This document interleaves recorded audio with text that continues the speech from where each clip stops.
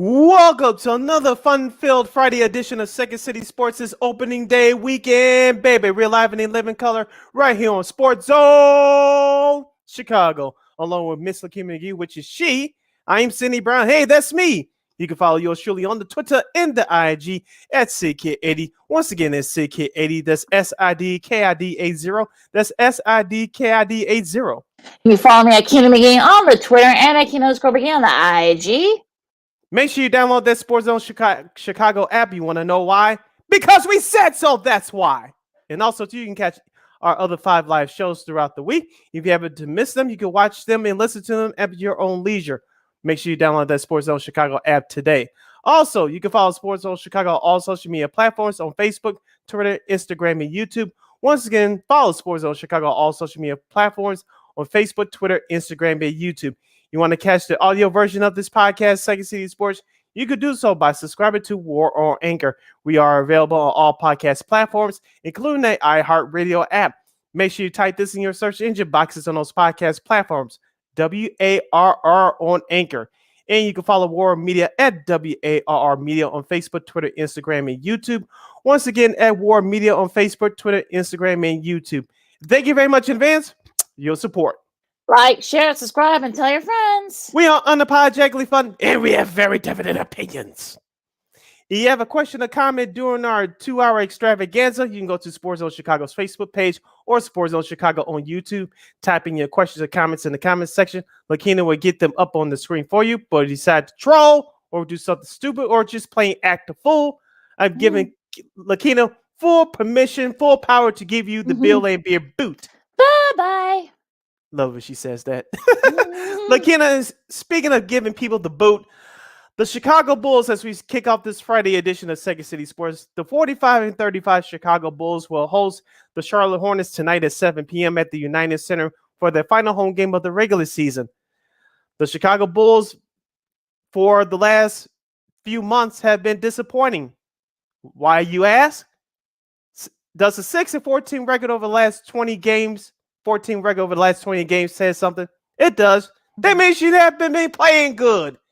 And you're 0-4 against the Heat, 0-4 against Philadelphia, and 0-4 against Milwaukee. What does that tell you? You're not very good against 500 teams. Watching that 117-94 shellacking from the Boston Celtics on Wednesday told me a couple things, which shouldn't that be surprising for those of you that have been listening and watching our show and follow Chicago Bulls basketball closely. The Chicago Bulls have been having problems defensively all year, especially on the pick and roll, and letting any and everyone and their mama go straight up to the basket with no challenge. Number 2, DeMar DeRozan has been having an MVP-like type season. But what have we said before, Lakeena? Someone has to step in and step up. And that role has been inconsistent outside of Zach LaVine all season long. Nikolai Vucevic, yes, I defended him on this show many times throughout the season by saying that everything should not be blamed on him. Yes, I know he was the first chip to fall into place in terms of his nucleus when we acquired him last year from the Orlando Magic. Now the ship, SHIP, maybe has sailed. And also, what I witnessed or didn't witness during Wednesday night shellacking from the Boston Celtics was the fans at the United Center. Now, before you go in on me, let me explain. I know the United Center is happening, especially now this year that the Bulls are winning. We have our age group and younger age group, are knowledgeable basketball fans, not just Bulls fans, but knowledgeable basketball fans. But something that annoyed me and a little bit, and maybe I'm in over my head. Unless you saw something or heard something, Lakeena, please let me know. But I did not hear not one single displeasure from the Chicago Bulls fans during that shellacking on Wednesday. What do you mean, Sid? I'm glad you asked. I did not hear not one single boo from the Chicago Bulls faithful. Now, I'm not going to tell you how to fan because people have the right to do what they want to do, as long as you don't cross the line. Now, we've seen empty seats before.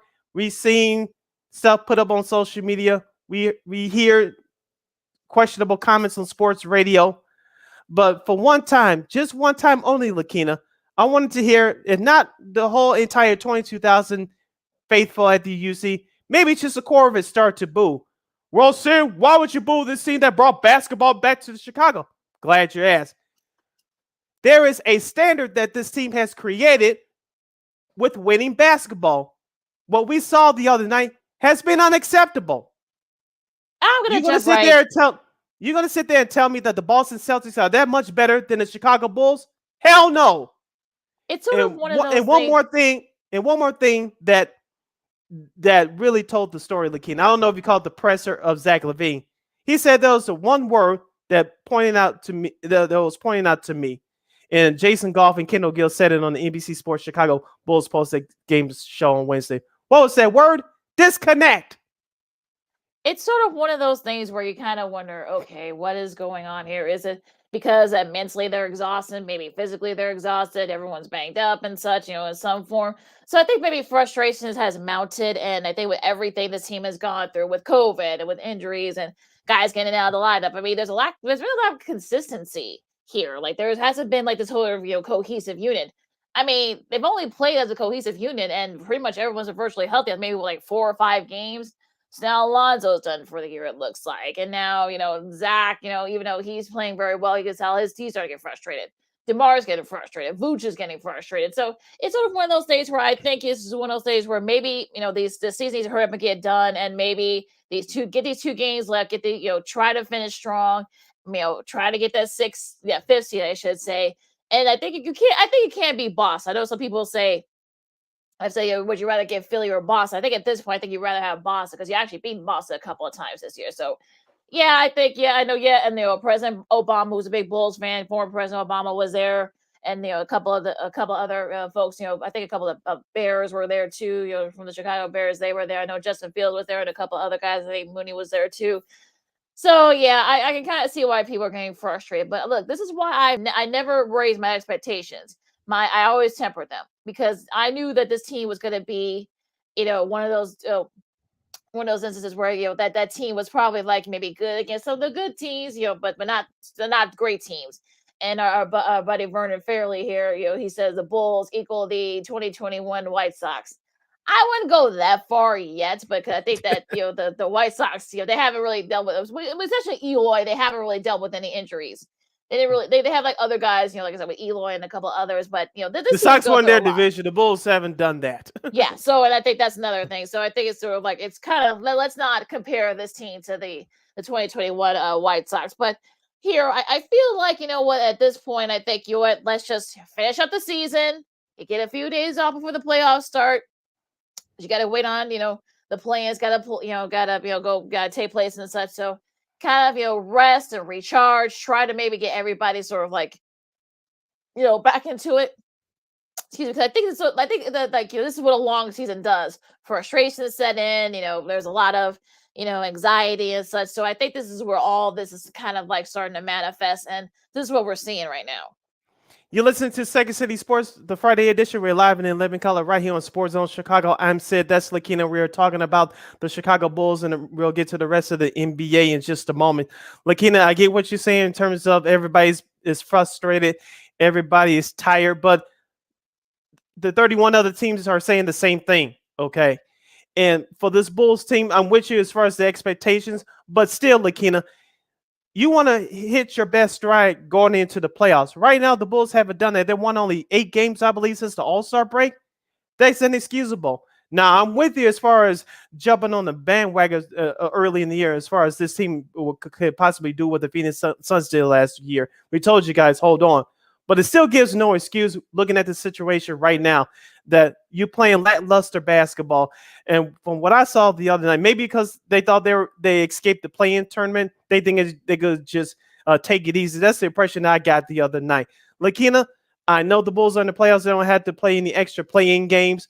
But this team hasn't done a damn thing yet to earn the right to coast. You're not Philly. You're not Boston. You're not Phoenix. So if that was the attitude they carried out there on that court the other night, they deserve what they got. I don't think that was the attitude that they were going for, and I feel like you're acting like Bulls Twitter, Sid, and I think you're thinking you may need to kind of step back a little bit, because look, I'm not defending this team. I think, look, yeah, you raised some good points, and some of the other teams have raised some good points. But look, we don't know what this team is going to be. I mean, yes, do you want to keep that momentum going into the playoffs? Sure. But we've seen times where teams had the momentum, but then they're off about a week, and then they go to the playoffs, they get swept in the first round. So we've seen it, go in all different types of directions. I think they just need to kind of just take a couple of steps back, rest up, rest DeMar, rest Zach, so he can rest that knee, rest Vooch. If you want to, get AO, get Io, and P Will and all those guys. Rest Alex, Caruso, because that back's still bothering him too. Mhm. So look, they've had to deal with injuries. They had to deal with guys going in and out the lineup. There's not been cohesive about this team. Yes, that was a great that was a great one they went to early in the season, but they weren't able to manifest it because of COVID, because of injuries. Guys getting in and out. Lonzo, his knee, and Caruso's wrist, and now his back. I mean, there hasn't been anything cohesion. I think that's sort of been the thing here. And I think people need to kind of just take a step back and temper their expectations. I don't know what folks' expectations were early in the season. I thought, look, as long as they get into the playoffs, avoid the play-in, fine. They've already accomplished that for me. So if you guys thought that, that they could win the championship, knowing that this team still has some weaknesses, hey, that's on y'all. Me, I know what this team is, and I know what this team is going through, and with injuries and such. Yes, other teams are going through the same thing, but hey, look what's happening in Brooklyn right now. They got Kyrie finally playing consistently, and now they're still trying to find their rhythm. Boston's in and out. I mean, I don't think they'll be able to hang on to their their hot streak and such. The Heat, they got the number 1 seed now. They've won 5 in a row. Milwaukee, we'll see how they look during going into the playoffs. We'll see how Toronto looks and such. Cleveland's starting to go to kind of taper off a little bit, as I figured they would. They're now in the play-in. So yeah, I think every team has like some various intricacies and various weaknesses early all through this season. So I think it's not just the Bulls. So I think I take offense with what people say. Oh, well, what were you expecting? If you were expecting to win a championship, knowing that this team still has some flaws, like I said, that's on you. Guy Vernon Fairley checks in again on Facebook, Sports Zone Chicago on Facebook. He says they're kind of like the Lakers, but in the playoffs. LOL. You may be right, but here's the thing. We'll get to the Lakers in just a couple of minutes. But Lakeena, on the serious tip, as the kids would say, they met my expectations too. Remember over the summer, I told you, and we did our preview show with our crew. I told you between 46 and 48 victories, and they have 45 right now. Assuming they win one of these next 2 games, they'll match my expectations. My problem is you're not hitting your best stride going into the playoffs, and you can't afford to give games away. And what Zach LaVine said at his presser the other night after the loss against Boston, there's a disconnect. That's a problem to me. Yes, some of that goes on your head, coach, but if you're a player on the Bulls roster right now, 1 through 12, you got to look yourself in the mirror. Maybe so, but I also counteract by saying, you got guys going in and out the lineup. You got, there hasn't been any kind of cohesion and consistency. That's another problem. So if you're not having the same, starting lineup, every game or almost every game, guys, you're resting and stuff. So that happens. You're not going to have that. You're going to have that disconnect. So like I said, I'm not making excuses, but I'm just saying that that's the reality. So I feel like, I think, I see, I can see why. Look, Zach's been there. Look, he had to sit for a couple of weeks, due to COVID and such. So, I think he knows, where it's coming from. So, yeah, I think I would sort of like, tell folks, look, well, let's just take a deep breath, finish these last couple of games against Charlotte and Minnesota, and just, trying to see if this team kind of fix their stuff. They get a few days off before they start the playoffs. So hopefully, this could, get to, this drive going here. You're listening to Second City Sports, the Friday edition. We're live in living color right here on Sports Zone Chicago. Sid Lakeena here with you, talking Bulls in the NBA. We have a special guest coming up for you guys at the bottom of the hour, Titus Williams from WVON-AM in Chicago. He hosts a sports show called The Fundamentals, which airs every Friday from 9 p.m. to midnight Central Standard Time on WVON in the iHeartRadio app. He'll come on in our next segment to talk Bulls in Chicago sports and about his new sports show, The Fundamentals. Lakeena, let's jump into the NBA quickly as we are in the last weekend, as you mentioned, of the regular season. LeBron James and crew of the Los Angeles Lakers, they're officially out of the playoff contention with their loss at Phoenix on Tuesday. Of course, LeBron James's ankle is too sore, and so he's going to miss the remainder of the regular season. I wouldn't be surprised if Anthony Davis will follow suit as well. Lakeena, is a mess in Los Angeles right now. Frank Vogel, now reports are out saying that he's going to get the boot at the end of the year. We told you guys this in the last few months. If the ship was going to be sinking, someone had to pay for it. It's going to be Frank Vogel. But who else is going to pay for it? Will it be Russell Westbrook? Will they flat out cut him? Will GM Rob Pelinka get a chance to rebuild this squad on the fly? Or will he get the boot too? That's going to be the thing here. And I feel like, look, I know you're looking back on it. I know because I've been hearing like different, podcasts and shows all week. People saying that who is to blame for all this? Is it LeBron? Is it, the brass? Is it, Pelinka and all those? Magic Johnson. Magic. I mean, apparently Magic's being blamed. Like, wait, how the hell? Like, I'm sure he's like, wait, how did I get in the middle of this? But I think, I think there's plenty of blame to go around. I feel like, because, you could have gotten, DeMar DeRozan. He wanted to come back to Los Angeles because that's where he grew up. You could have had Buddy Hield among a few others. So, but no, you decided to go with Russell Westbrook, who didn't fit your system, and then you're going to try to make it work. It didn't. You got rid of, various other guys, Caldwell Pope, you got rid of him and such. So, and there's plenty of blame going around. It's not just all on LeBron.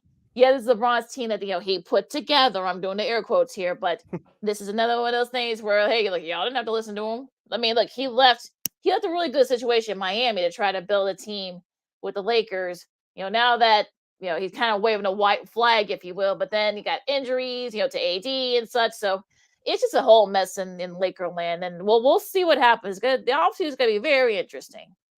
Yes, our guy Vernon checks in one more time on our Facebook page at Sports Zone Chicago. Anthony Davis should be out. Otherwise, he literally fall apart the last game. He falls apart more than a piece from Jenga. Oh, gosh. Nice.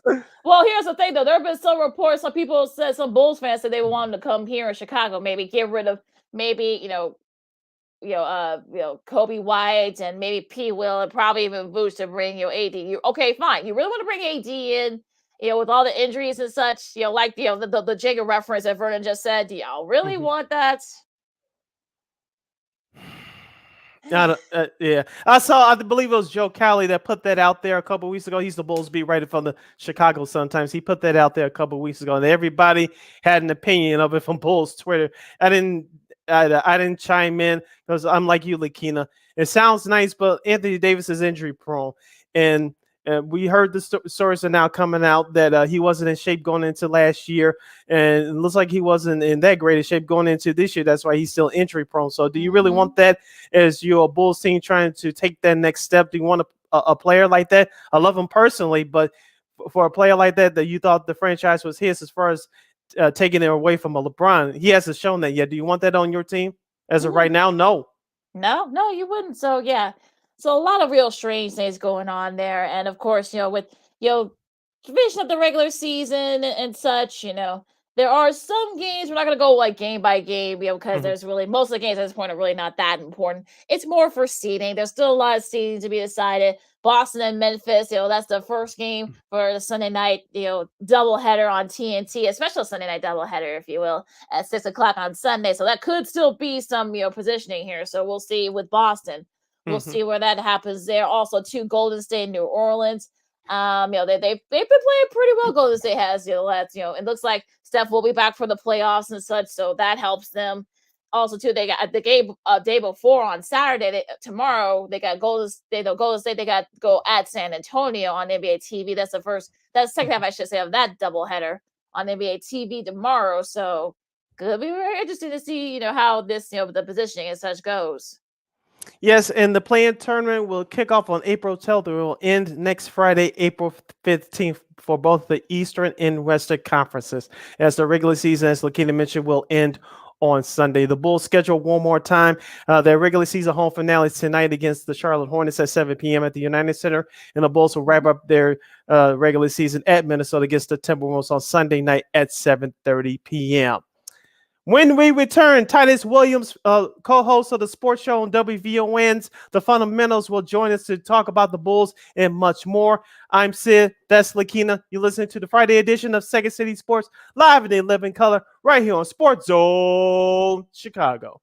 AutomotiveMap.com presents the Sports Flash on the Sports Zone Chicago.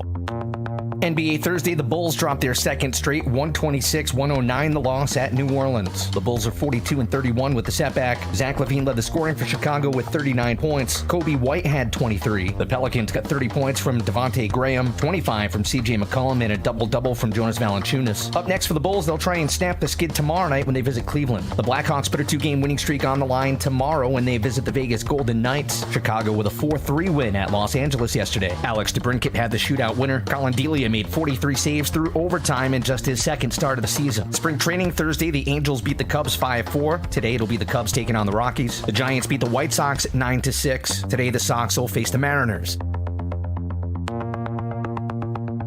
For lightning fast sports updates, download the Score app. It's free and one of the most popular sports apps in North America. I'm Chuck Sanders. That's the Sports Flash on the Sports Zone Chicago. Nobody protects you from mayhem like Allstate. I'm a speed bump. Did you hear what I said? I'm a speed bump.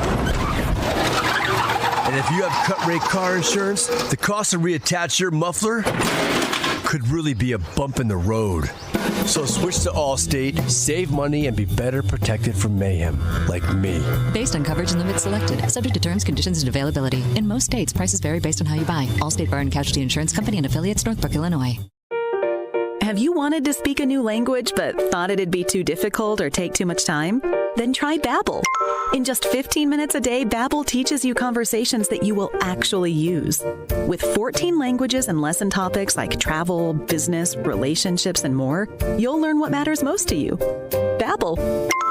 Language for life. Learn a new language with ease. Go to Babbel.com to try for free. That's BABBEL.com.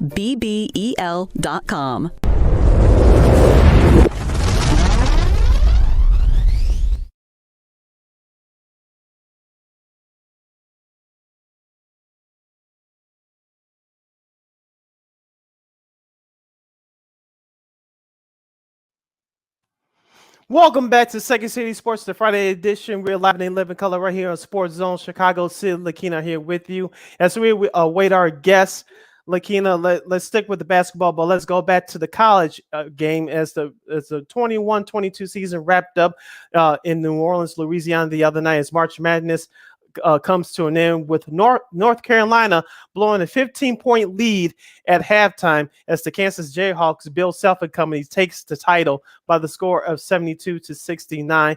Lakeena, we talked about this on our show on Friday. It was the rebounding for North Carolina. I thought it was going to be key in control the pace of play. I thought it was going to be key. McCormick is a stud on the flip side for Kansas. I don't know if you saw the interview with Tracy Wilson at halftime with Hubert Davis. He was fired up. He acted like he wanted to play. North Carolina came out on fire early. As I mentioned, they led by 15, but the Kansas Jayhawks got together and said enough of this, and they really turned it around in that second half. Which more do you favor, of North Carolina choking or Kansas getting themselves together? I mean, both could be true. I mean, the shots were hitting for North Carolina early on in the game, and nothing was falling for Kansas. So if you watched the game, it was a tale of two halves for them and for both teams. In fact, so the Tar Heels, they were hitting those shots, like crazy. But then Bacole got banged up again with the foot. We'll get to the issue with the flooring at that at that arena in a second, but. He got banged up, but then, Manika actually slipped and probably could have set up for that 3-pointer that would have tied it. So, Caleb Love actually went ahead and took that shot. And I think, McCormick got a piece of that. So it's just sort of one of those things where, both could be true. I mean, Obe Obachi, most outstanding player. He, got it together the second half for them. And, he should have a nice, trophy case there too, because he won the Big 12 Conference Player of the Year. On that Big 12 tournament, he won most outstanding player, and of course won most outstanding player in the tournament, the Final Four. This past Monday, the only player to do that, the last player to do that was Shane Battier back in 2001 for Duke. So that's pretty cool there. And look, I mean, Bill Self, however you feel about him, I know some people want to bring up the FBI investigation, and they got all that stuff, level 1 violation. It's not going to affect this team because, a lot of those guys weren't even on. All the guys were not on this team. So I think people need to kind of, get off of that.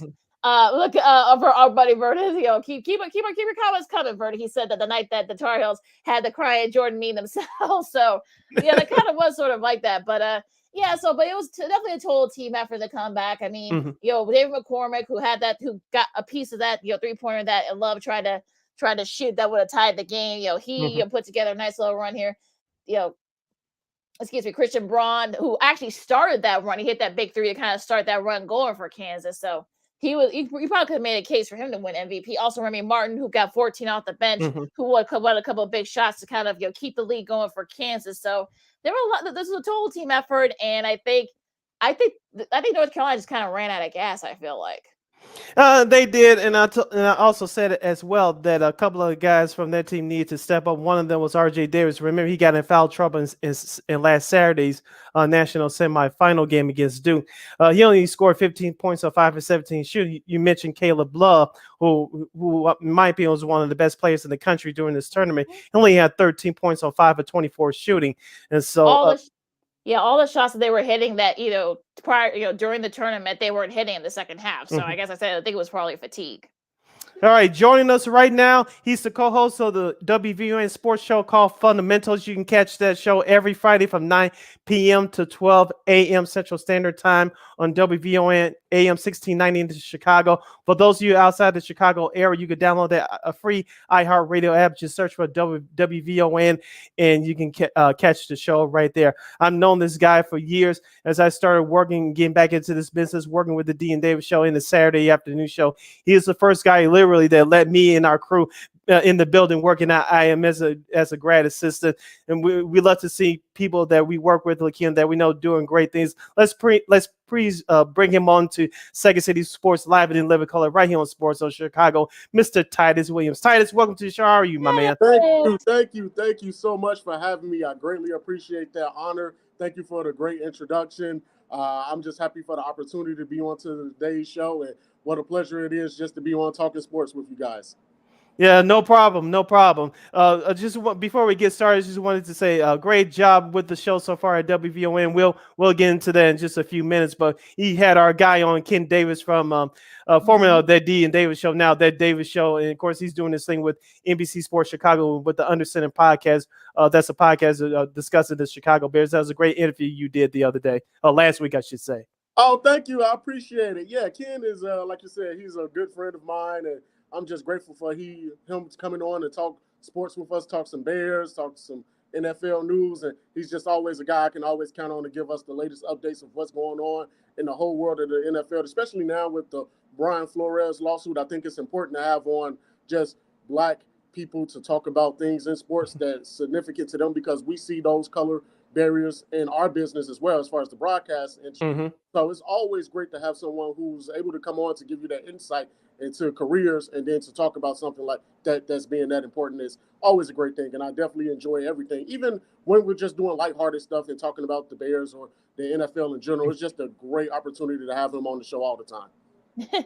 Love that. So Titus, we'll start with the Bulls first. Sid and I got into a little bit of, well, I wouldn't say argument per se, but a slight disagreement. It happens. Which happens. Yeah, friends, good friends. We always do that. But yeah, what do you think about it? Because of course, Zach LaVine's comments on Wednesday after that shellacking by the Celtics, and then everything is starting to kind of manifest. So, what are your thoughts on all this? Well, I actually had a recent conversation with CHGO Sports podcast hosting, formerly of the Bulls Outsiders, Big Dave Watson and Matt Peck on the show recently. And we all talked about it and said that, well, the Bulls might be in some real trouble just because of the fact is, guys have come back healthy, but their defense has been terrible the last 2 months. And so even with those guys coming back, and you would think they'd be able to, just make sure that the defense can be better in those situations, it has not been the case. They still give up over 112 points a game. And so, the Bulls don't have a problem scoring the ball. The problem is the defense. And so I'm really concerned going into the playoffs now, because it looks like they're going to be facing either Milwaukee or Boston in the first round. So now it's just like, wow, those teams recently just beat up on us this week. So now it's just more so of, I'm not sure exactly what they're going to do, but it's looking like they might be a first round exit.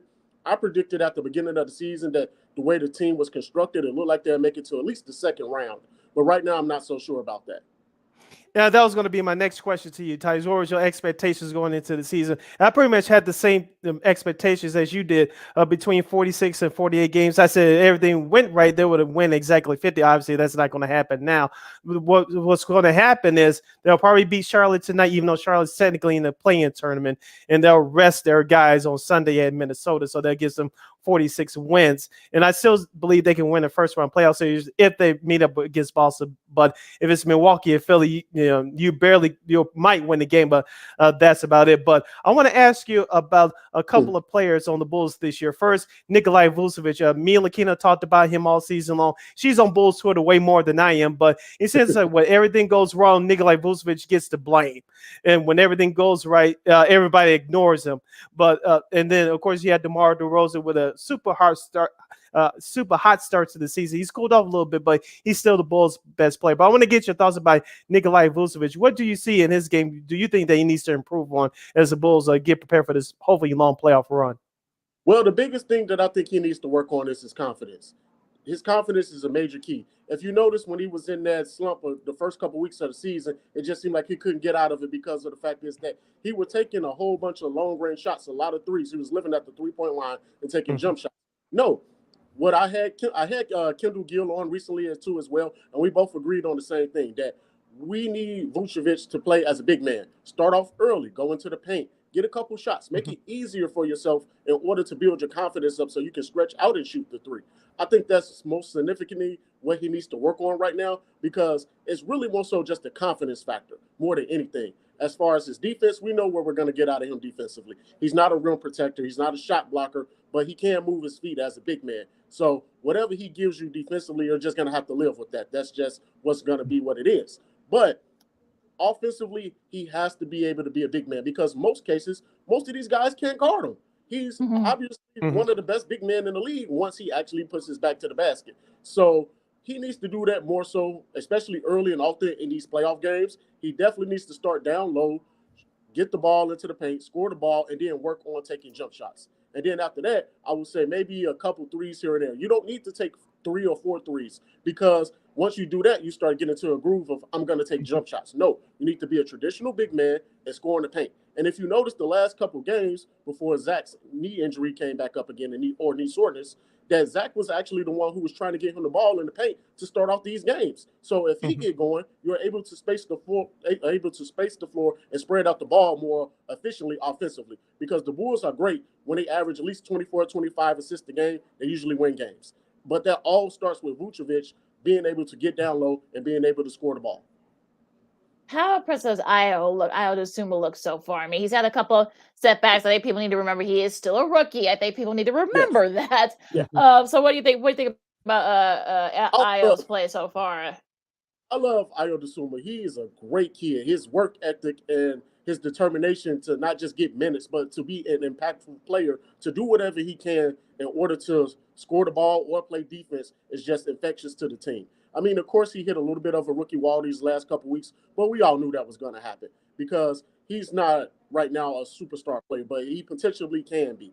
And so with that being said, I just love everything about him. And the biggest thing that people discredit him on is something that I think is very important, is that I think these young players are coming out of college a little too early. And with Ayo Dosunmu being in college for those 3 years, it showed his significant growth coming into the NBA, because yes, he was a second-round pick, which he really shouldn't have been. He should have definitely been a first-round pick. But to come in to earn minutes and then to be an effective player right out the gate proves that he's willing and ready to learn and play the game of basketball the right way. So I just love everything about him. And also, we recently had on Mr. Tim Hardaway Jr., who's from Chicago as well, and he talked about Ayo Dosunmu. He gave him a lot of praise, saying that I just love his work ethic, because of the fact is that he tries every play. No matter what, he tries to get better. And then just having that veteran presence on the team of DeMar DeRozan guiding him to be able to be one of those great players for in the future for the Bulls is just awesome. I love everything about Ayo Dosunmu. Titus Williams from WVON's The Fundamental Sports Show here in Chicago is joining us right here on Second City Sports. We're live in the living color on Sports Zone Chicago. Sid Lakeena here with you on a Friday edition. Titus, let's stay with the Bulls before we move on. Of course, Lonzo Ball, who the Bulls traded for over the summer, he's now out for the year, and the Bulls miss his presence dearly. I wanted to ask you about Alex Caruso, who the Bulls picked up as a free agent over the summer too. In the beginning of the season, we saw his presence, especially defensively. Of course, he had that wrist injury thanks to Grayson Allen's dirty play. The Bulls missed Caruso. Now Caruso's back. He's dealing with the bag back. Give us your take about the Bulls' backcourt or lack of health this year.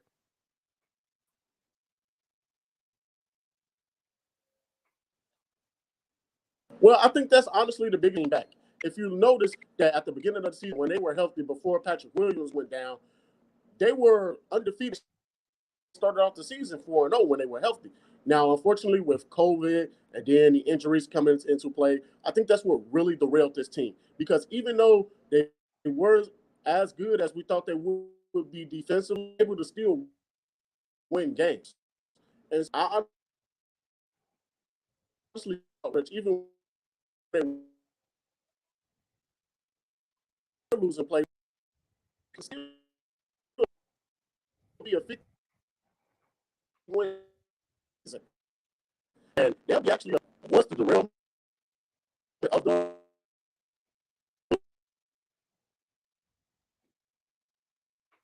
I think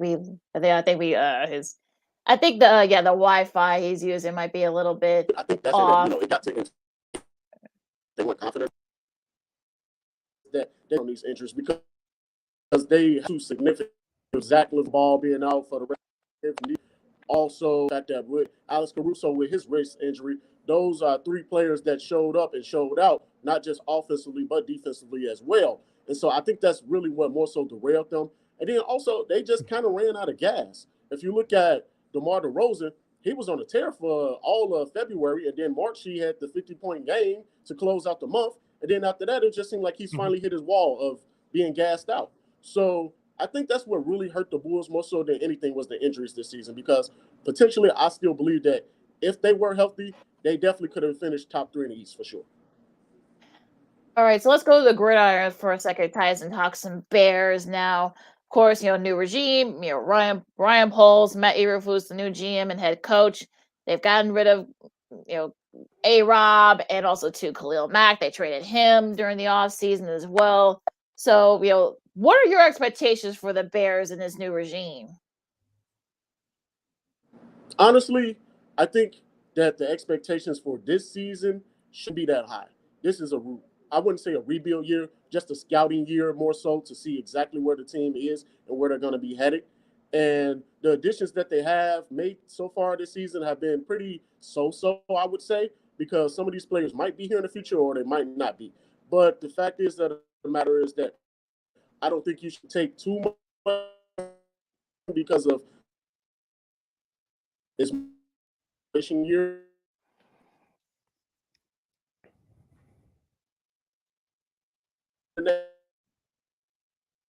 Agency.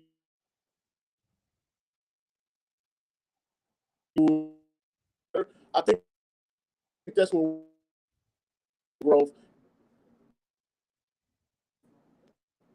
As far as some of the moves, I do like some of the that he made going forward. As far as with Lucas Patrick, I did like that pickup. I also liked certain significant moves that he's made so far as telling what he wants to do in the draft. So those things are very important to me.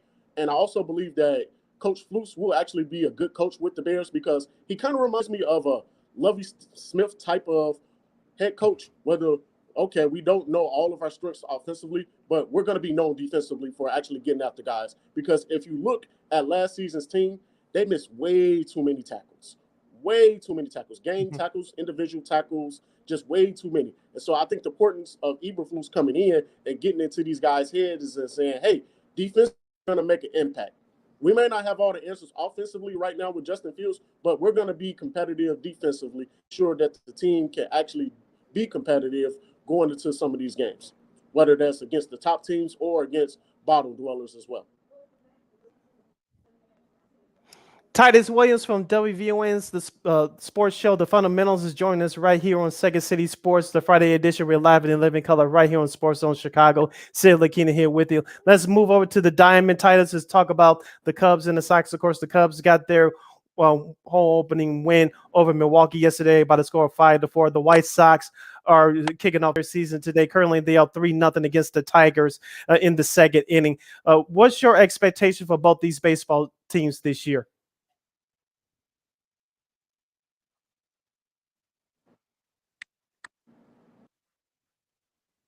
Well, I don't think more so that I think the Cubs will be competitive as far as actually making any noise here. I think this is actually a rebuilding year for the Cubs.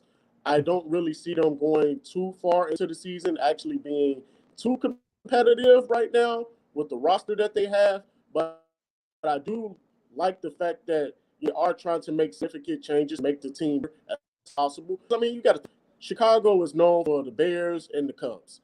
Let's just put that out there. And so I don't think that this team will be bad for very long at all. I think they're going to actually make impacts going.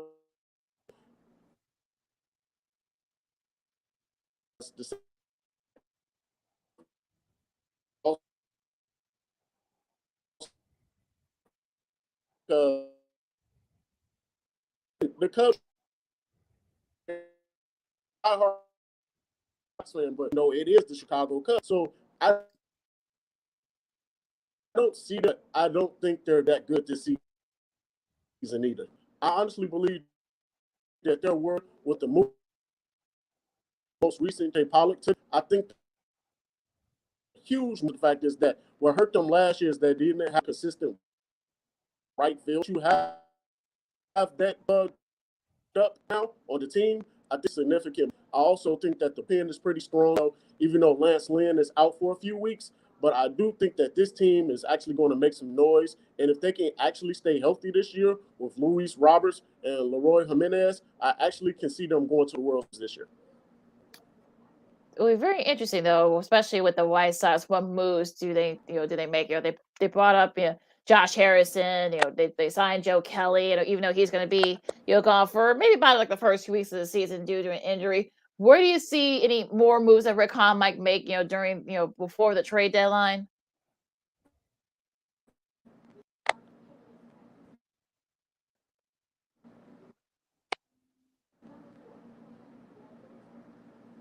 Well, I think that the team can improve more so with the hitting order. I believe that that's what they can do as far as getting better.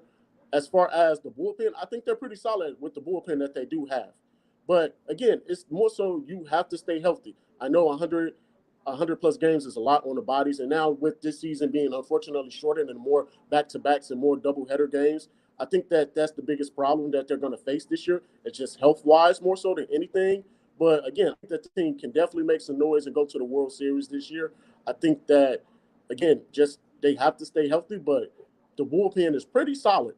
I think they can probably make a trade, possibly or another closer at the end of the season to actually solidify that bullpen even more.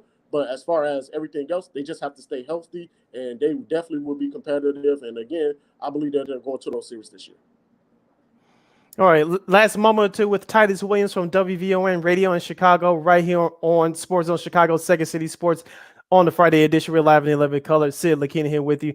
Titus, I know you started your sports show at WVON a little bit over a year ago, so you correct me if I'm wrong, but I've been listening to your sports show. You guys were on Wednesdays, now you're on Fridays. Tell us how did this project come about and how you got involved?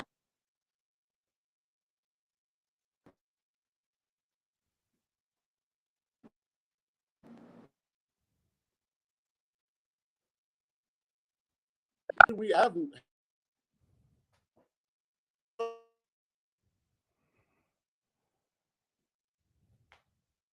been on a random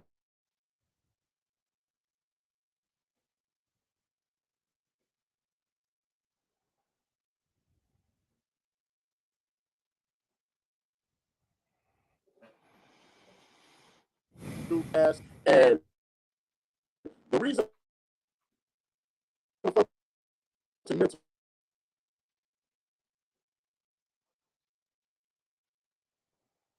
interested in learning about Chicago. Recently had on a lot of Jay Hood from ESPN, had on Tim Hardaway Sr. last, Steve, big name. Yes,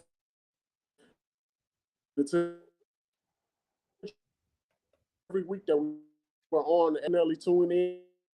If you're on iHeartRadio, and you can look at all of our podcasts on WVON.com as well. And so it's just been a great honor. I'm a great privilege as well to be on and just talking sports here at WVON. The history of this station is amazing.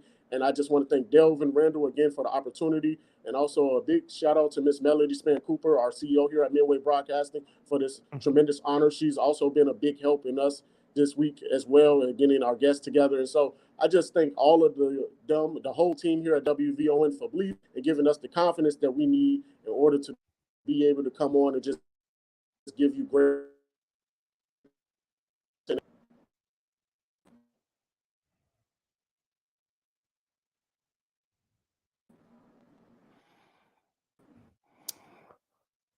All right, that was Titus Williams from WVON's The Sports Fundamentals Show. You can listen to that show every Friday from 9 p.m. to midnight on WVON-AM 1690 in Chicago. But if you don't have, if you can't get WVON outside, I really appreciate this. All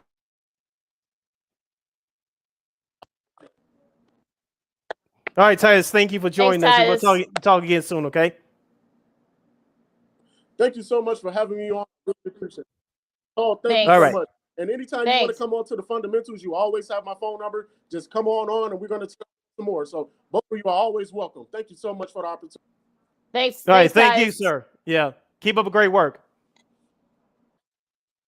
Thank you. Thanks. All right. All right. Thanks. All right.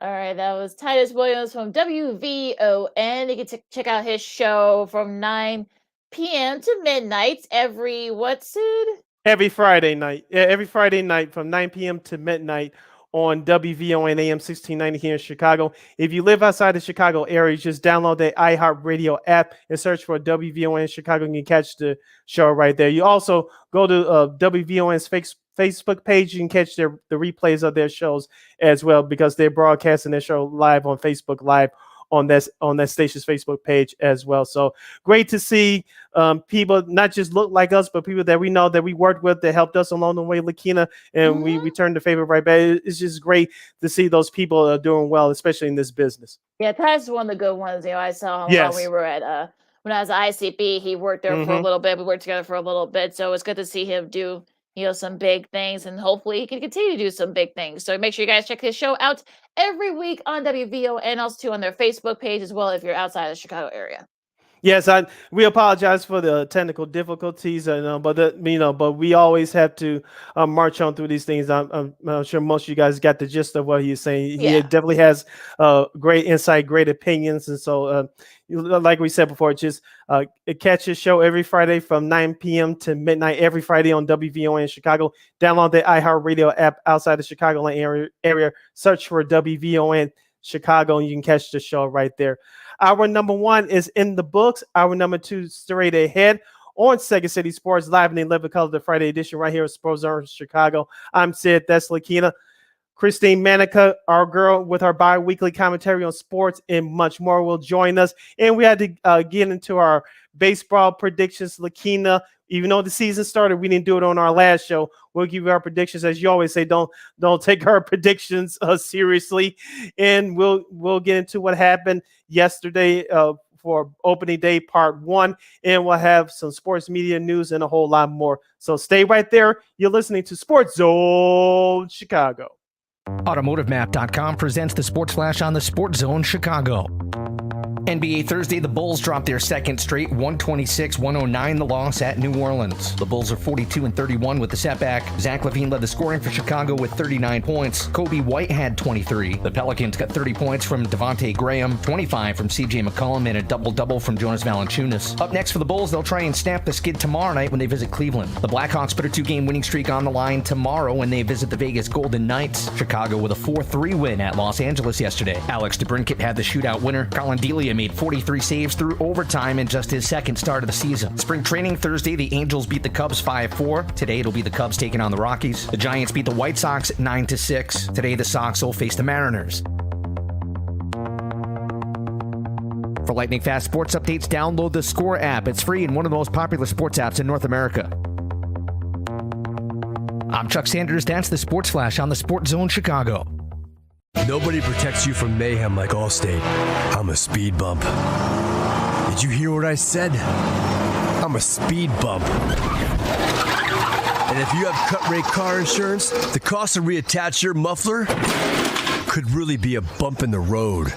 So switch to Allstate, save money, and be better protected from mayhem, like me. Based on coverage and limits selected, subject to terms, conditions, and availability. In most states, prices vary based on how you buy. Allstate Bar and Casualty Insurance Company and affiliates, Northbrook, Illinois. Have you wanted to speak a new language but thought it'd be too difficult or take too much time? Then try Babbel. In just 15 minutes a day, Babbel teaches you conversations that you will actually use. With 14 languages and lesson topics like travel, business, relationships, and more, you'll learn what matters most to you. Babbel. Language for life. Learn a new language with ease. Go to Babbel.com to try for free. That's BABBEL.com.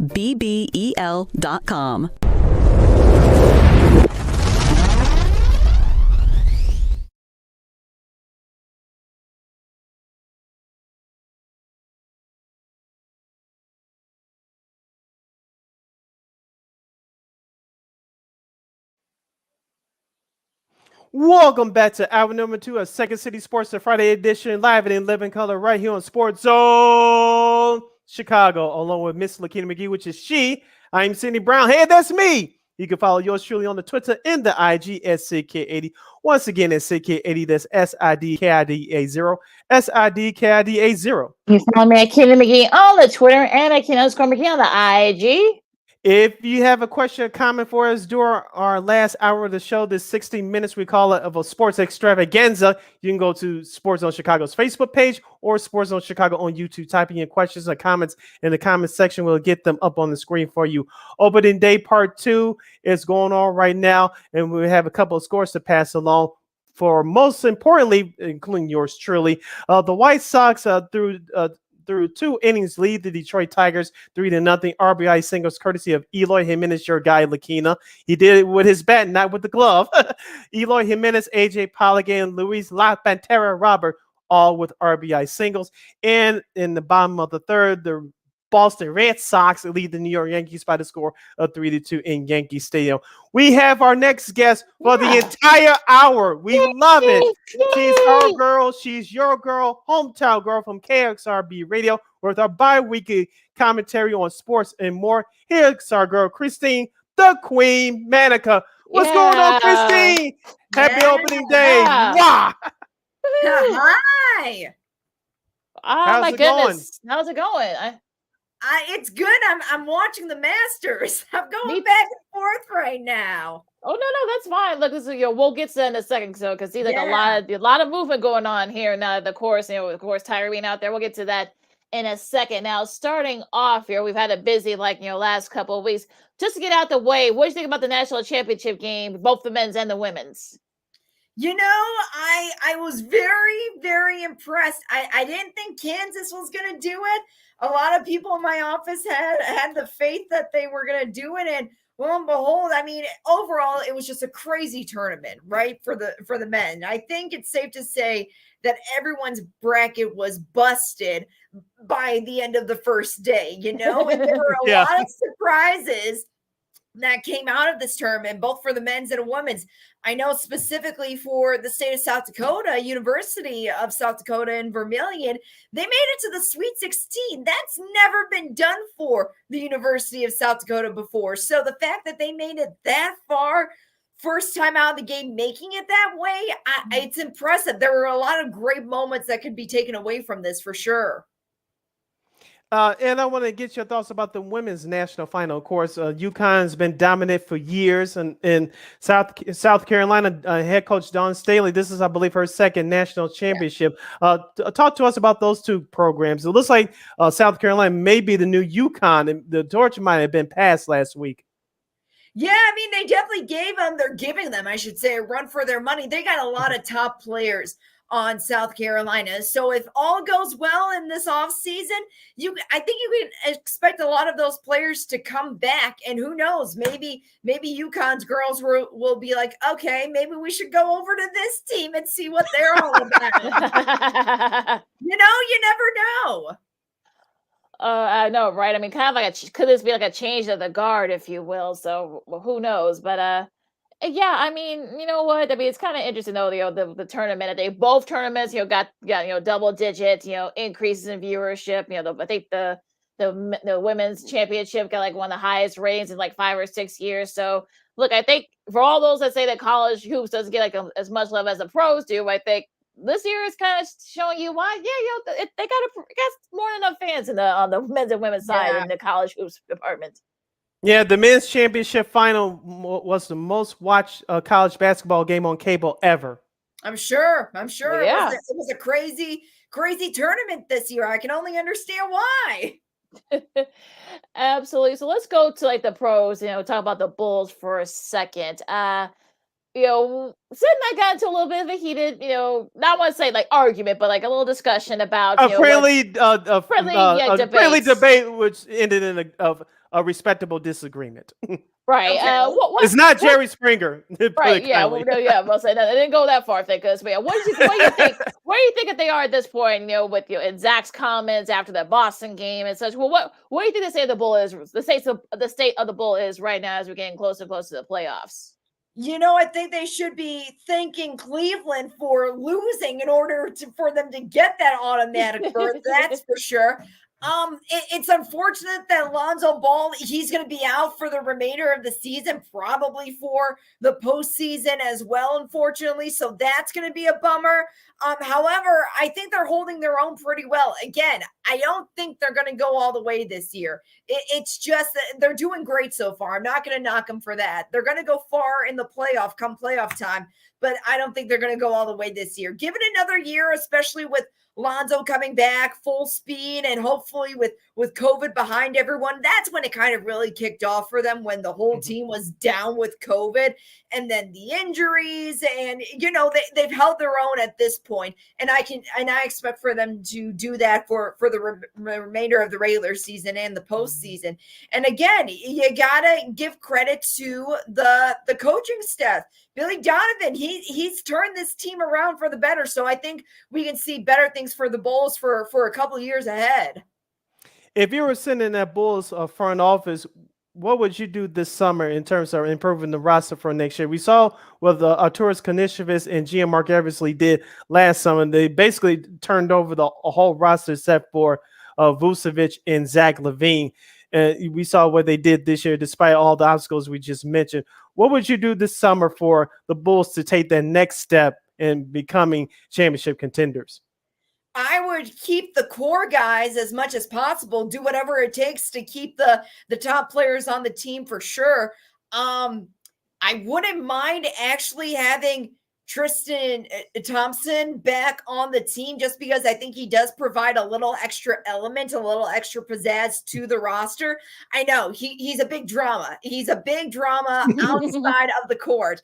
That's no secret. But considering he's kept it pretty professional for the most part. So I wouldn't be mad if he comes back for another season with the Bulls. What about all the rumors? Some rumors came out last week, about maybe getting Anthony Davis, maybe trading Vooch and P. Will, and a couple other guys to get Anthony Davis. What do you think about that potential, sort of scenario? We saw this past season what happened when Russell Westbrook went to the Lakers. LeBron had the decision, from my understanding, to bring him on as opposed to another player, because they're like, no, he's going to be great. And Russell Westbrook, in all honesty, he's past his prime. He's not the player what he once was.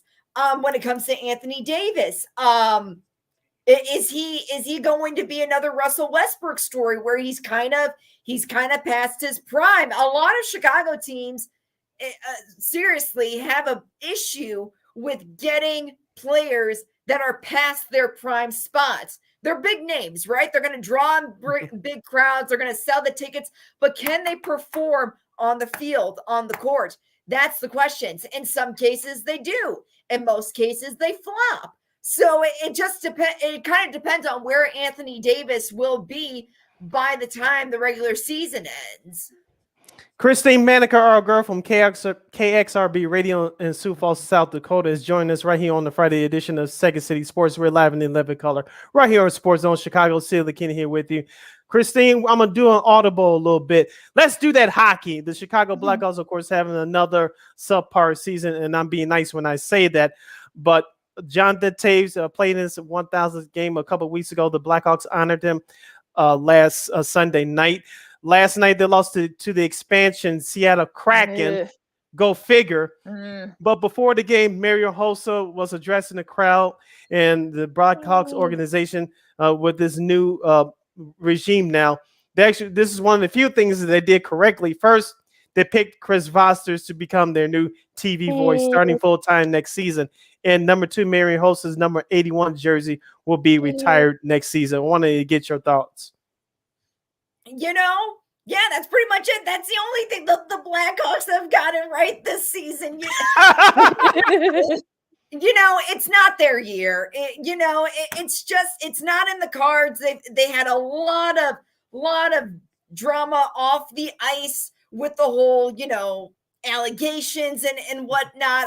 I think it was just too much for the team this season, unfortunately. And I think what they can do now going forward is to figure out who's going to be the future for the 2022-2023 season.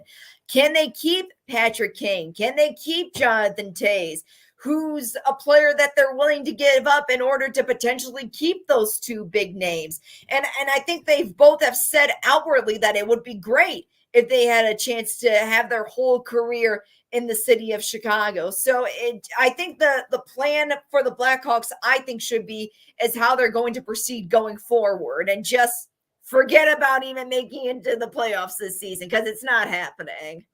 Before we move on, what's your favorite Marion Hossa moment? Oh, my gosh. I think he always had a way to bring a lot of energy, not just to the team, but to the crowd. Like there are those players that are really into the game, that you can tell just from how aggressive they are on the ice, how they really want to interact with the fans. And I think that's why Hossa was a team favorite. He loved the fans. He loved the Blackhawk atmosphere. And it just shows by him signing that one-day deal to say, yeah, I want to retire a Blackhawk. Yeah, absolutely. And like you said, bringing him back, and hiring Chris Foster's full time to be the TV guy. Those are probably the two things. Hey, you might as well go out on a high note, right? So there you go. Now let's do some MLB predictions as that's what we were going to do before you hopped on with us, Christine. Of course, we'll go with AL Central first. I mean, all the predictions are that it's basically the Sox and everybody else. So I think we can safely say that, the Sox will probably, knock on wood, hopefully they'll avoid injuries and such, nothing, major. But where do you see the win totals? We'll say win totals. We'll see what are the win totals you guys will think for the White Sox. Christine, I'll start with you. Is it still 162 games this season? Yes. Yes? Okay. So they'll definitely, I think, be above 500 for sure. They seem to have their division locked in the bag. Like you said, Lakeena, they got a great, strong roster. They have a great pitching staff for once. It seems like we haven't been able to say that for a while, that their pitching staff is actually kind of solid for the most part. It stinks that Johan is out for, 3 weeks, they said? Yeah. Yes. 3 weeks, that kind of puts a dent in the beginning plans. But you know what? I got faith in that bench. I have faith in everybody else who's going to hold up their end of the bargain. I'm trying to subtract 162 from like the games. I can't do that.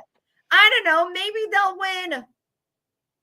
I'll say 82 games this year. Ooh, that means I'm sorry, that's too low. Hold on. Like I said, I can't do math. Okay. Can't do math. Okay. Go I'll say ahead.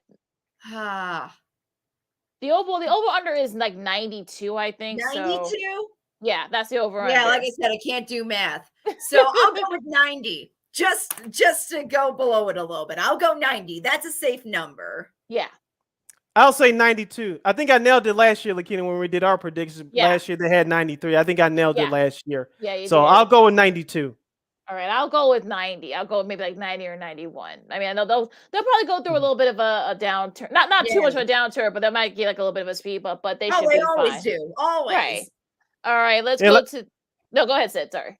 Yeah, just to say for fans out there, let's not forget Lance Lane will miss the first 2 months of the regular season. So and they picked up Johnny Cueto on a minor league deal. But this White Sox team still should be slightly above 500 by the time Lance Lane gets back. I know the schedule gets tougher in May, but the White Sox still should be fine. They showed that last year, as Christine said, with the depth, especially on their bench. And I expect the White Sox to do it again this year. They may get a little challenge from the Tigers, but the division still should be not too much of a problem for them to win. Tigers. Just the Tigers. Well, maybe the Twins. I mean, maybe the Twins might give them a little bit of a push. Who knows?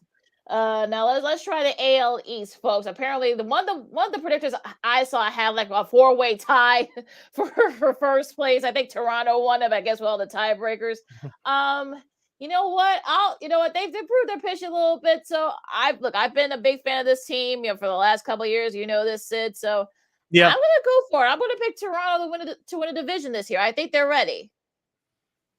Boy, I had a lot of hopes for the Angels this year, just because they had a great run, or they're trying to have a great run, and they just kind of went down towards the middle and the end of the season. So I heard that the Rockies, that they're a team to watch out for sure this season. This is tough. Oh boy. Yeah, you got Boston, Tampa, Baltimore. I know Baltimore and the AL East, they stink. So we can, I think so we can cross them out. So you have Toronto, the Yankees, Boston, and Toronto, Yankees, and Boston. Yankees. Yeah. Mm-hmm. Yeah, just because I'm part of Boston fan too, thanks to my dad, I'm going to go with the Red Sox, just because their roster has always been solid for the past couple of years. So why not? Why not have them win the division again? Sure. This is tough, but I think I'm with you, Lakeena. I'm going with Toronto. I'm going with Toronto to win that division. It's going to be very competitive, though. I know Boston and Tampa for sure. Both of them won 100 games last year. Of course, Boston took out Tampa in the division series in the playoffs last year. So I think Toronto's ready. They still need to shore up their starting pitching, but man, they have an offense. Vladimir Guerrero Jr., he hits just like his daddy. Ooh-wee. And I know they picked up Jose Barrios from Minnesota at the trade deadline last year. So, and also they have Robbie Ray. White Sox fans, their name sounds familiar. He beat them almost twice last year facing the Sox. So he's a good, strong left-hander. So I'm giving the AL East to Toronto, but it's going to be close. It might come down to like the last couple of weeks of the season, literally. Yeah. With that division. Okay, the AL West. With everything going on, you know what? I'll say Houston begrudgingly, but I would be surprised if Seattle. I don't know. I guess the well, look, I mean, Texas might improve, but they're not there yet. Oakland, I think, they're basically, Billy Bees basically says, you know what, I'm not even going to spend no more money. The Angels, Ohtani and Trout, but where's the pitching? And Seattle, I think Seattle might give them a run, but yeah, I'm gonna pick the Astros. Don't hate me. I'm going to spite you and say the Angels, just because I know you can't. No, not yet. I can't root for Houston again just yet. I know, Christine, you're mad about what happened in the playoffs last year with our team, but yeah, shocking. I'm with you, Lakeena. I will say Houston, they will take a small step back because of the loss of Carlos Correa. But I'm with you. Seattle is coming. I have more of them in just a moment as we get into our wild card picks. Well, I'll give out one of my wild card picks now. It will be Seattle. Oh, yeah. I think Seattle will be one of them, too. I think that, look, they've got a lot Remember, it's 3 this year because of the playoff expansion. So they'll 3 wild cards. I know some people say that maybe like the 2 other AL East teams, but I feel like Seattle's going to get, if they can, look, they were right there last year. Of course, unfortunately, they had a couple of stumbles late, but they've got such a great roster. But such great young talent there on that that Seattle squad, and they're all the way in Seattle. People don't get a chance to see them, but or watch them in case they're coming to their town. But look, they've got so many young players. Robbie Ray's been around for a while. He kind of brings that veteran presence. So I think I think that Seattle will get one of the wild card spots. Oh, I think we lost Sid. Oh, did we lose him? Oh, okay. Oh, yeah, I think we did lose him. Hold on. Wait, hold on. I think there he is. Oh, okay. Oh, I think he must have went out for a second. Yeah. So, there he is. I got a little bit too excited. I know. Like, I'll tell you, press the wrong button. And look, it happens. It happens. I think you pressed the wrong button. It happens, folks. It happens. Okay. So, what do you guys think on the other two AL wild card spots? I'll say the Red Sox will get the one, and I'll say I guess I'll say maybe the Rays get the other wild card spot. So you think Seattle gets the third in your opinion? Yeah. Okay. So for me, my 3 AL wild cards, Seattle for sure. I believe the Yankees will be the second, and for the third, do I want to pick Texas or be safe with Boston? Just go Boston. Oh, you trying to pressure me, Christine? Yes. Well, like I said, at least you're honest. At least you're honest, Christine. We love that about you. At least you're honest. Just because I'll go with Boston. So my 3 AL wildcard teams: Seattle, New York, Boston. I'll do Tampa. See, this is tough. You know? Yeah. Tampa, Yankees. Oh, boy. What the heck? Give me Seattle. They haven't had a good season in gosh knows how long. Maybe it's their time.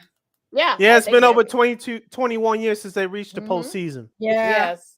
It's past time for them to come on. So, so it'll be interesting, though, to see. I mean, I think there's going to be a log jam in the AL for those 3 wild card spots. So, hey, it might be a good thing here. Now, going into the NL for a second, we'll start with the Central.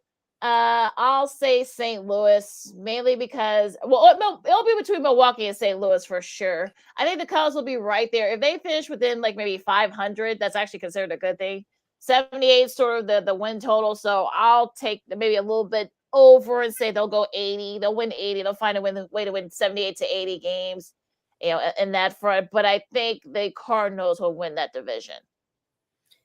I'm going to agree with you on that. No way am I giving it to the Cubs. No way. I can't do that. I physically cannot do that. So I think the Cardinals are going to take the division. I'm saving the wild card pick for later. I'll go with Milwaukee to barely win the Central. I know they were like the White Sox last year. They had an easier time in a weaker division. Cincinnati's selling off players. I'm with you, Christine. The Cubs, they may be a little better than what people think, but they're not there yet. No. And St. Louis, they may be one of my wild card teams in the NL. I'll tell you that as an answer, maybe later. All what right. a tease. I know, right? Interesting tease there. What about the NL East? There's a lot of, you could probably put 2 or 3 teams on there. You want to go with the defending World Series champs, the Braves? Although Ronald Acuna said that he and Freddie Freeman were not exactly the best of friends. he said that, put that out there yesterday. So I think, I know they lost a couple of guys, including Freeman, but they've improved too. So I'll say Atlanta. I'll say my wild card from one of the teams in that division too. Let's see. Atlanta, the Mets, even though Jacob deGrom is out again, Matt Scherzer is supposed to start tonight on Apple TV. We'll get into that more on the other side. Let's see. The Marlins, they may be improving, but I don't see that. Philadelphia is a wild card to me because they had the division won last year until the last week of the season when Atlanta took it from. And then when the Mets had that free fall and the whole Javi Baez thumbs down foolishness. I think just because, Lakeena, I'm going with Atlanta. Because you don't know what you're going to get for the Mets. You really don't. Because they're always injured. Yeah, there's that. I'm gonna go with the Phillies. They're ranked pretty high. They're one of the top teams to watch this year. So I wouldn't put it past them if they end up taking the division. So let's go, Bryce Harper. Yeah, they might be averaging about 10 to 12 runs a game. That's probably what they're gonna have to do, maybe. So Cal Schwarber's over there too now. Yep. Yeah, so yep, exactly. So that should be interesting. Going out west, what could be a toss-up here. You've got not one, not two, but three teams that could be, vying for that division. The Dodgers, the Padres, of course, the Giants, came out of nowhere last year. They were able to win the division.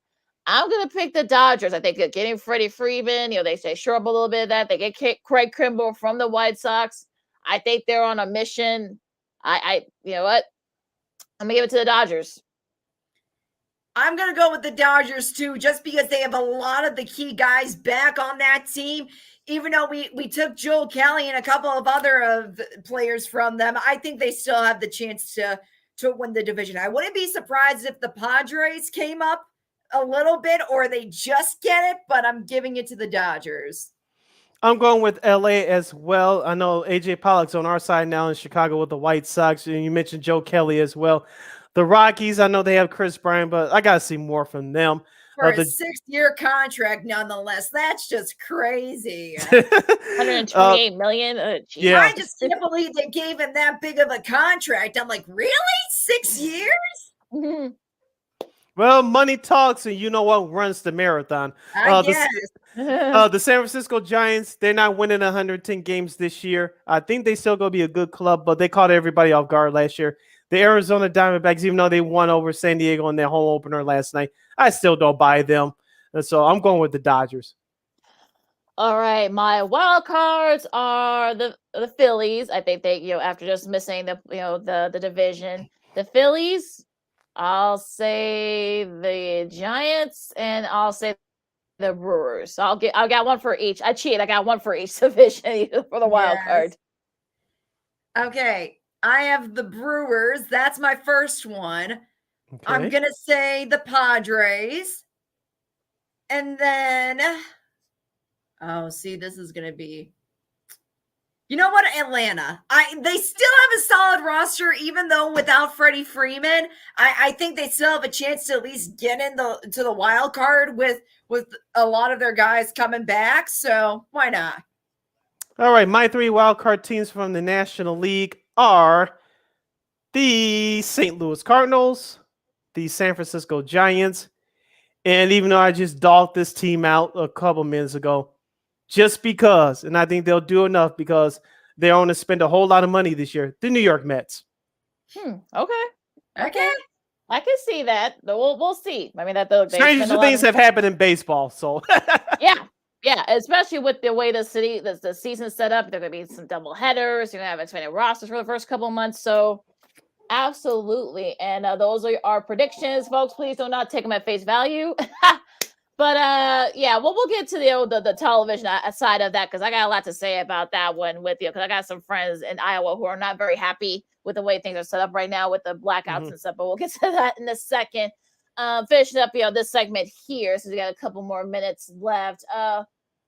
Baseball wise, Michael Conforto is still. Has he signed with anybody? I didn't see anything. No. He's still. I don't know what he's waiting on, but I guess. But what's sort of like your bold predictions for this season in baseball? Yeah, I'm going to hop off what you said, Lakeena, and say the Cubs are going to be better than what a lot of people think. Like, we think, they don't have Chris Bryant. They don't have Anthony Rizzo back.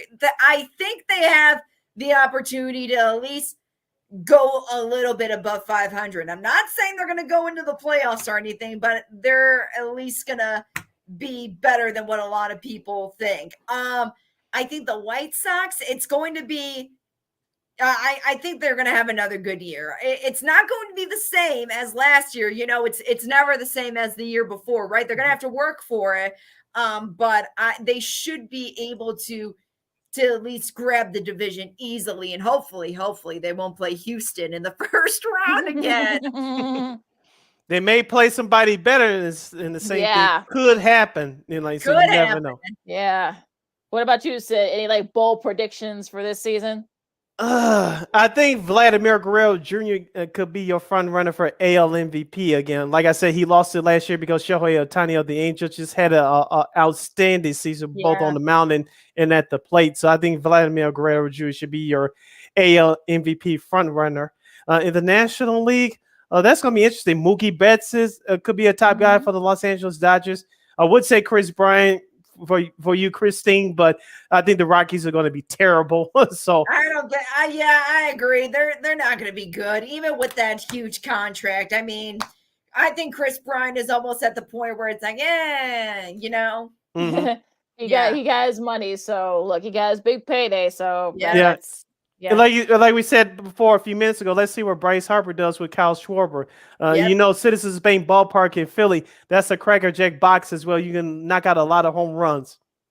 I would be surprised if Bryce Harper, that's my bold prediction, if Bryce Harper wins NL MVP again. That's going to be that's very possible. That's my bold prediction, if you will. And I'll say maybe, Baltimore wins 60 games. I guess, Maybe they'll maybe. I guess that's another one of my bold predictions. So we gotta take a quick break, folks. Yeah, go ahead, Sid. I know you.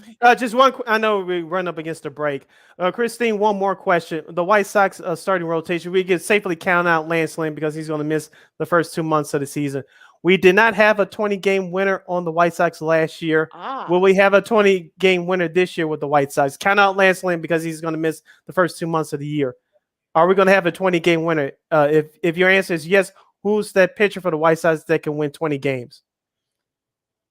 I do, and I think Dylan Cease has that opportunity. He's been improving a lot. I saw a video the other day of just him practicing, and even the pitching coach was just like, he's turned it around for the better, and he could be one of the top players too. I also think Lucas Giolito has another chance to get those 20 games for the White Sox. Yeah, he's on fire right now with 4 strikeouts as the White Sox lead 3-0 in the bottom of the fourth at Detroit. I told you it's just Detroit.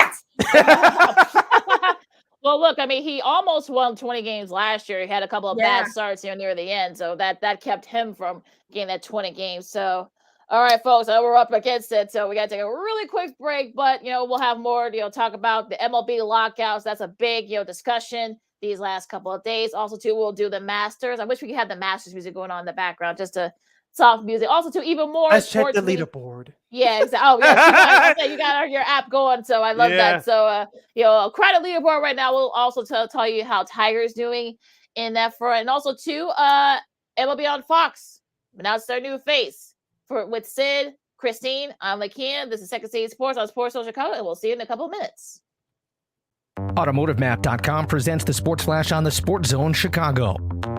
NBA Thursday, the Bulls dropped their second straight, 126-109, the loss at New Orleans. The Bulls are 42-31 with the setback. Zach LaVine led the scoring for Chicago with 39 points. Kobe White had 23. The Pelicans got 30 points from Devontae Graham, 25 from CJ McCollum, and a double-double from Jonas Valanciunas. Up next for the Bulls, they'll try and snap the skid tomorrow night when they visit Cleveland. The Blackhawks put a 2-game winning streak on the line tomorrow when they visit the Vegas Golden Knights. Chicago with a 4-3 win at Los Angeles yesterday. Alex DeBrincat had the shootout winner. Colin Delia made 43 saves through overtime in just his second start of the season. Spring training Thursday, the Angels beat the Cubs 5-4. Today, it'll be the Cubs taking on the Rockies. The Giants beat the White Sox 9-6. Today, the Sox will face the Mariners. For lightning fast sports updates, download the Score app. It's free and one of the most popular sports apps in North America. I'm Chuck Sanders. That's the Sports Flash on the Sports Zone Chicago. Nobody protects you from mayhem like Allstate. I'm a speed bump. Did you hear what I said? I'm a speed bump. And if you have cut rate car insurance, the cost to reattach your muffler could really be a bump in the road. So switch to Allstate, save money, and be better protected from mayhem, like me. Based on coverage and limits selected, subject to terms, conditions, and availability. In most states, prices vary based on how you buy. Allstate Bar and Casualty Insurance Company and affiliates, Northbrook, Illinois. Have you wanted to speak a new language but thought it'd be too difficult or take too much time? Then try Babbel. In just 15 minutes a day, Babbel teaches you conversations that you will actually use. With 14 languages and lesson topics like travel, business, relationships, and more, you'll learn what matters most to you. Babbel, language for life. Learn a new language with ease. Go to Babbel.com to try for free. That's BABBEL.com.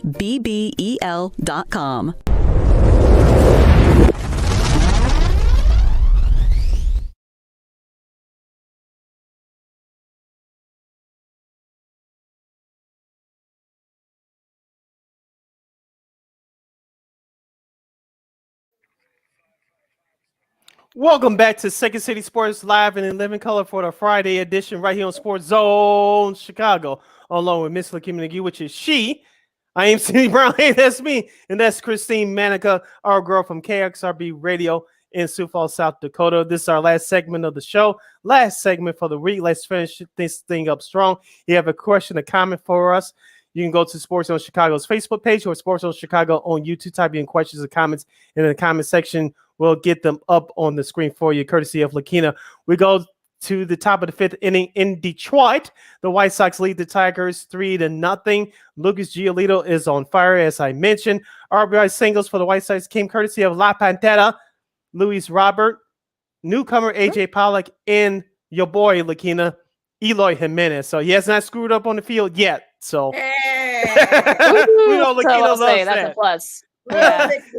And also, Yeah. we go top of the fifth inning with a man on in Yankee Stadium. The Red Sox and the Yankees are tied at 3. That game was supposed to have been played yesterday, but due to rain, they are playing right now. Lakeena, you had some thoughts about the new MLB TV deal with Apple TV Plus and Peacock. Yeah, some of the those games actually start, tonight, actually on Fridays, Friday tonight. So, there are a couple of games that are not going to be on regular television. So The White Sox will be involved next week. Yes, they will. So for all you White Sox fans, guys, and Christine too, the Mets and the Nationals will be tonight. That'll be the game. That'll be on Apple TV Plus. So unfortunately, the way it's set up is that also Houston and the Angels, they're going to also be on Apple TV Plus. So you got a double header there on Apple TV Plus. So if you got that, if you don't, you're kind of screwed because unfortunately, even with the blackouts, you're not going to be able to watch. So that whole thing is just sort of weird to me. I know, so I have some friends in Iowa who are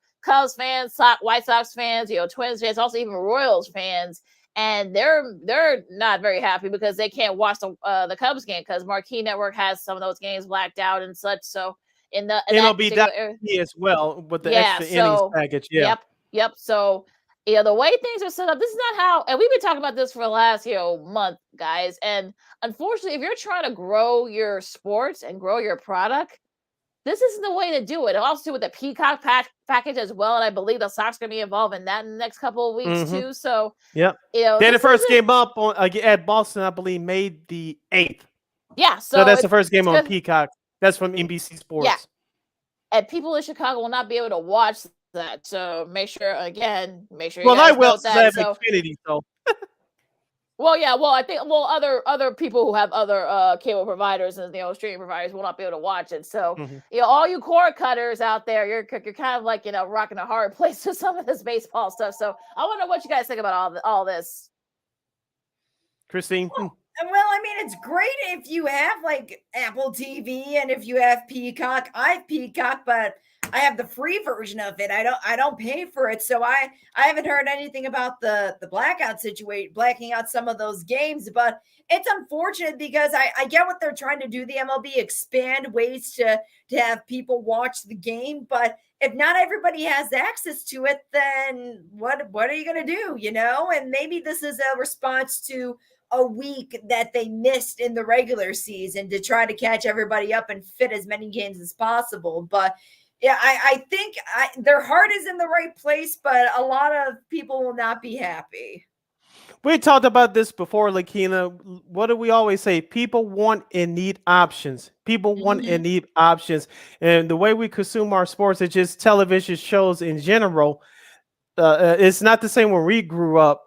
Just watching it on TV, or you had to wait until the summer to catch the rerun. So those days are long gone and they're not coming back. But as far as sports is concerned, you trying to make some games exclusive. I know the NFL is doing it coming up this upcoming season with Thursday Night Football. But you make some things exclusive, it's going to make it very hard. I'm with you, Christine. I know those companies, their heart may be in the right place for them to go for those companies for you to subscribe to their service. But if you're not offering them anything extra that will entice them to actually buy your service, people are not going to buy it. They're just not. Right. Because let's be honest here, we talked about this before. I think, Christine, you were involved in this conversation early in the season. The NHL, we're glad that they're back on ESPN, but I know they have commitments to college basketball and the NBA, and we get it. But the majority of their games, especially during the hardcore times of the season, they're on ESPN Plus. Who's going to pay for ESPN Plus if you're not interested in all the other programming they have on there? I'm not. Right. Yeah, it's crazy how all that is set up. So, but yeah, just an interesting way how everything is shaped up, because if you're trying to grow your fan base, especially getting younger fans to watch your games, they might like it. Some younger fans may prefer the Apple TV Plus and Peacock Premium, but for old school folks, I mean, unless you got those streaming services or use somebody else's password, I'm not putting that out there. Not like you're promoting that or anything. Not that, I'll say not that I'm promoting or anything, but it's just like you're kind of out of luck in some cases. So I don't know. And also, too, the New York Yankees, we talked about this on our last show, Lakeena, on Monday. The Yes Network is the flagship TV station for the New York Yankees, but the New York Yankees, for the second year in a row, will have some of their games on Amazon Prime. They had about 5 or 6 of them last year. This year, between 20 and 25. Yep. So all you Yankees fans, you might be out of luck. So unless you got that's Amazon a quarter Prime. of your schedule.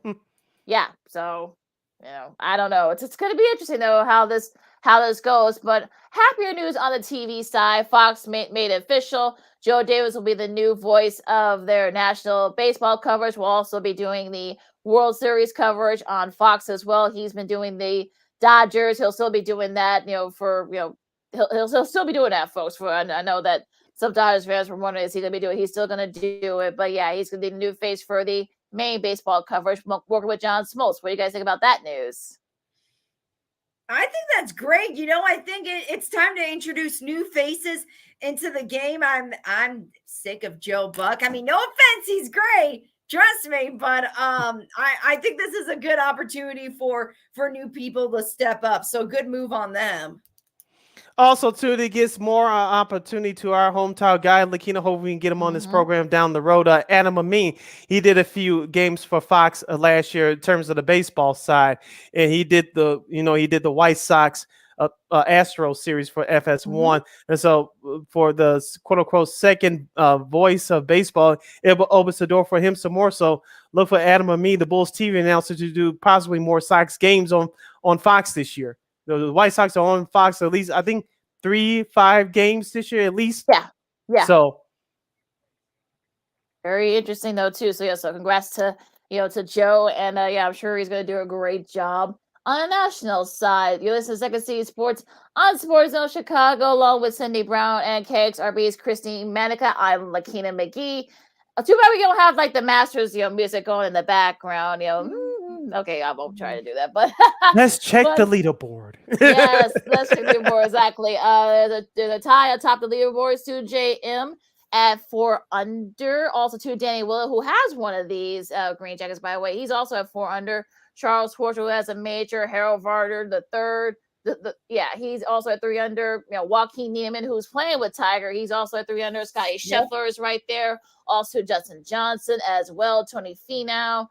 Trying to find Tiger. Tiger's tied for 25th. Tiger is 1 over. He's 1 over par right now. Oh no. So and he looked pretty good, but the fact that he got the rest, but the conditions are a little bit better. I know there was some rain. There were a lot of rain that fell throughout the most of last week into early this week, and also too, it won't be an issue. It's going to be nice and dry. So, what do you think about Tiger's chances, Christine? I think it's amazing that he was able to do this and come back. Look, for him, I don't think it's for him to win the Masters. I don't. I think the point of him being there this weekend is to show that he can come back, that he's back. It's 17 months that he didn't play golf in any major tournaments, over 500 days. That's a long time. So the fact that by the end of day one, he was 1 under par after, recovering and having that gruesome injury, he could have not have been playing ever again. So the way that he's playing, I know it's probably tough for him. I know we saw him limping a couple of times yesterday. We saw him, I'm looking at him limping a little bit more today, like when he's going up those tough hills. But I think it shows that he's really pushing himself and he really wanted to get to this point. So the fact that he's even there and potentially going to make the cut, it's amazing. I really got to give props to him. How can you not respect something like that? Yeah, you just took the words right out of my mouth, Christine. Whether you love Tiger or hate him, the game of golf still needs him.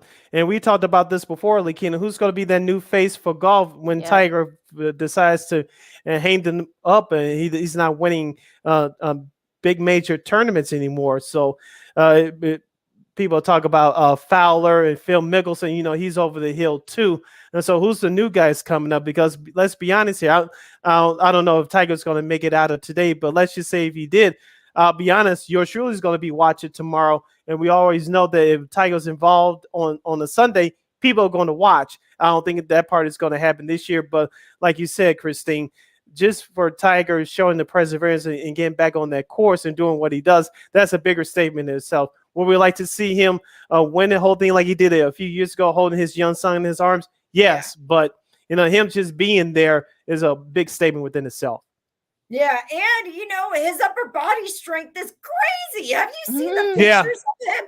When I saw him yesterday, I'm like, whoa! I'm like, he really worked out for sure. You can tell he never missed a day at the gym, that's for sure. But going back to what you said, Sid, about players that could potentially be a new face for Tiger, they're talking a lot about Cameron Smith. Like a lot. And he's the Aussie guy, and I think he definitely has that potential for sure to be one of the top players. Yeah, and also too, he actually did pretty well at the Players. He finished right there in the top 5. So you want to know what's crazy? He started with a double bogey, right? Yes. And then he somehow ended up getting 8 under, being the top, then 6 under. And then he finished with a double bogey. So it's like, okay, well, you might as well start how you finished, right? Right. Yeah, also he's the epitome of that. So that should be interesting too. Dustin Johnson, he has one of these, so he might have something to say. That course is sort of set up for him as well. Scotty Scheffler, an off day today, so far, I think he'll bounce back. Yeah, Scotty Scheffler, who's the hottest guy on tour right now. So Colin Morikawa trying to make a run. I'm trying to figure where's Rory. I know this is the one. He's down at the bottom. He's down there. Oh gosh. Okay. Oh no. Okay. Let me check the leaderboard for you right now. Just to give me an idea where he's at. All right. Okay. Breaking news. So he is right now today. He's 2 over par. Top 37, and right now the projected cut, if you're 4 over par, you're not going to make it till to the next round. Yeah, and I see Jordan Spieth not having a good round right now. Yeah, he's 4 over too. Yeah, so he might, he's right at that cut line. So so I know I see Sergio's right there near that cut line too. Justin Thomas hasn't had didn't have a good first round. So so definitely some familiar names.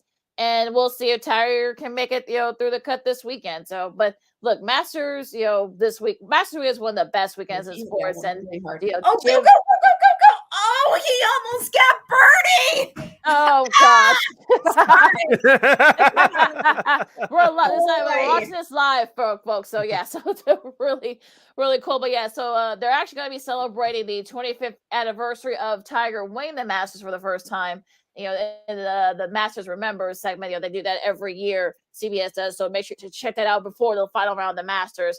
25 years since that great run by Tiger happened in '97. So, oh boy, we're getting old, Lakeena. I know. We were in high school. I know. Oh boy, weird times. All right. Okay, Sid. So I know you got a couple other sports media nuggets that you want to flesh out for us. Now we got a few minutes left.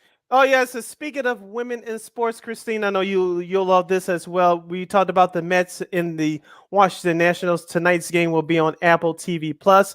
It's an exclusive national broadcast. Will feature play-by-play voice of Miss Melanie Newman.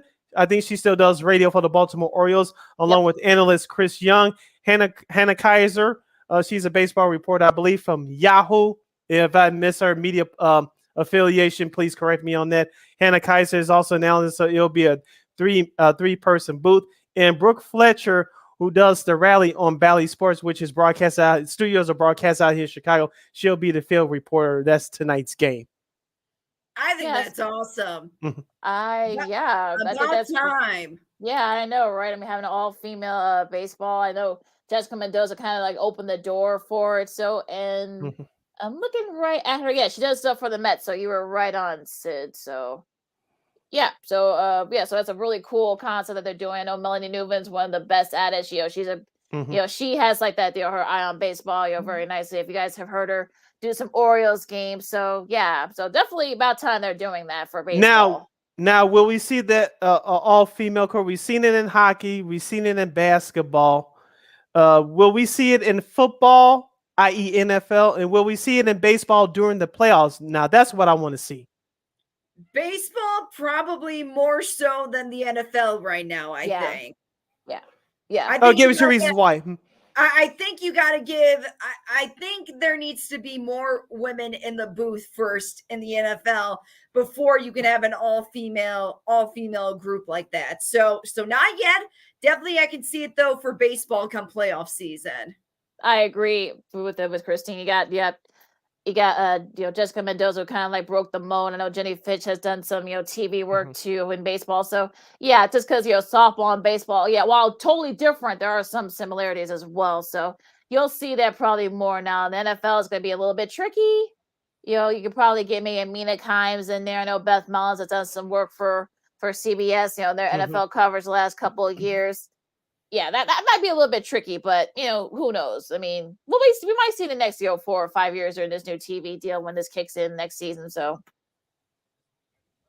all right, continue on with the sports media world. This comes to from my friends courtesy of awfulannouncing.com. The NFL has talked to Netflix about potentially acquiring a stake in NFL media. Netflix and the NFL. Ooh. A few weeks back, the NFL considered Apple as a possible partner for its major rights and equity acquisition. Now, though, a new report mentions a different tech/entertainment giant in the midst, Netflix. Via the Daniel Kaplan at the Athletic report, that Netflix was mentioned as a company in the league that has engaged in talks on their remaining outstanding media packages and offerings. Netflix, of course, is less likely to be a player for properties like NFL Sunday Ticket, which both Apple and Amazon have pursued aggressively. Amazon obviously is getting into the NFL business with Thursday Night Football starting this upcoming season. And while Apple has moved strongly to live sports with their MLB Friday Night Baseball package, for Netflix, though, the appeal is probably more on the documentary side.